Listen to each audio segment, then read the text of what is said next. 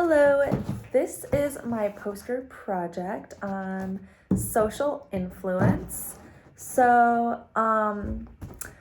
I chose social influence and how being in a group influences specific behaviors and how a lot of individuals tend to change their behavior based on the specific group they're in and how many people they're involved with, and just being in a group in general will change your behavior. So first up, I have conformity. And conformity is pretty much yielding to social pressures and or group pressures. It is changing your belief or behavior to fit within a group. And a lot of people do this to be liked amongst a group. This is my example for conformity. So, this girl decides to dye her hair blue. And this girl is like, oh shoot, well, I'm gonna dye my hair blue then. And then this girl also decides to dye her hair blue for the sake of the group. All right, next up I have the bystander effect. And this is the lack of willingness to help somebody in need in the presence of others. So this happens a lot because individuals will think somebody else is going to do it or somebody else will help the person in need. But in reality, nobody ends up stepping up because everyone is just assuming that somebody else is going to help. So this is a dude passed out and dying. And this lady is like, walk away, walk away. And then this dude is like, I'm gonna run away from the problem. So that is my example of the bystander effect. The next social influence is social loafing. So this is the tendency for people to not pull their weight in a group setting.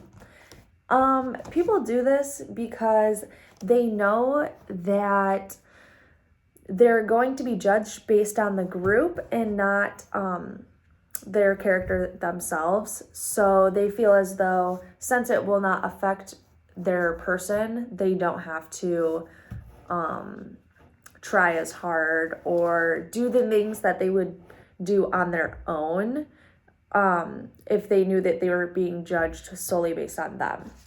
So for this one, I have this girl who says, who wants to mop the floor? And this girl decides to point a finger. She says, I am not mopping the floor. And the dude points his finger back at her because he don't want to do it either. Okay, the next one that I have is social contagion. So this is when ideas or feelings or behaviors rapidly spread amongst a group. A good example of this is yawning, laughter, or an applause, like when an applause breaks out. Another way this can happen is like a riot that can go from like 0 to 100 really fast. For the example, I did the yawn because I think this is something we all experience. So the first dude yawns. The second girl yawns. And then this dude is rolling his eyes and he says, me next. Because everyone knows when someone yawns, it's like, oh my gosh, here we go. All right, and last but not least, I have automatic mimicry. So this is unconscious speech, movements, or gestures made when forming social bonds. So this one isn't very much of it's obviously unconscious. So you don't really have a lot of say in this one because when you're bonding with people, naturally you're going to do this. So I have some girls and they are gossiping, spilling the tea, And this girl is like, oh my gosh, and she's got her lips like that. And so this girl is saying, tell, same lip formation, and this girl does as well. And she is shocked with what she hears.